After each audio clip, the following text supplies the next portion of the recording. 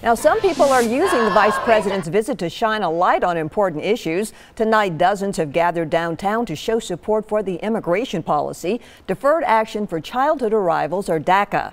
This was President Obama's Immigration Reform Act, which gives undocumented kids a chance to go to school and to work.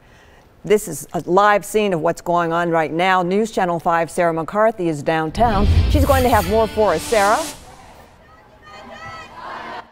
If you can see behind me here, we have a lot of people downtown at the Music City Center, and they're all here in support of DACA. Now, DACA is an executive order that was signed by President Obama that essentially gives immigrants who came here as young children an opportunity to apply for a 2-year renewable work visa, basically giving them a pathway to stay in the United States.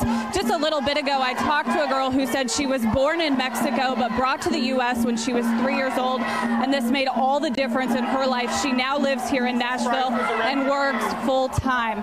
I'm actually here with an organizer of this protest, and I just want to hear from you. Right now, DACA is in a very precarious state. Talk about where we stand with DACA right now. Yeah, well, unfortunately, our Attorney General Herbert Slater adjourned about 9 other Attorney Generals in issuing an ultimatum to President Trump, and they've threatened him to end the DACA program by September 5th, or they will sue. The program is at immediate risk, and 8,300 DACA recipients in Tennessee could lose everything by September 5th if Congress doesn't act and finds a solution to protect these individuals.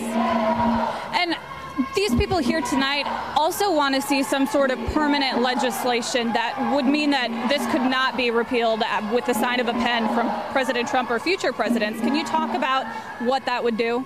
Yeah, absolutely. So DACA was established in 2012, but it was an executive order, and it provides renewable work permits and protections to deportation to individuals who came here as children, so people who've grown up in this country. And in response to the immediate threat that DACA is under, Congress members have introduced a legislation called the DREAM Act to give them a pathway to citizenship. If you could say something to the people inside this building tonight and to Vice President Trump, who will be here, what would you want to say?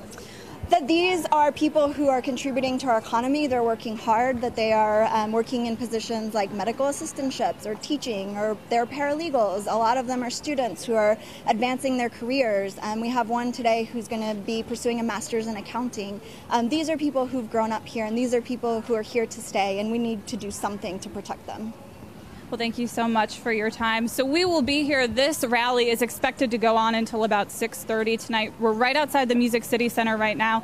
We did start down at Walk of Fame Park. We marched up here, and we just have some people that are sharing their personal stories at this point as far as how DACA has changed their lives. It is an interesting scene down here as we have this rally happening. We have people in suits and dresses walking in, getting ready for this dinner and for Vice President Mike Pence to begin. But as you can see, this is a pretty big crowd that we have here. They're expected to be here for quite a while longer, and their message is really just that they want to protect DACA, and they would like to see some form of permanent legislation soon.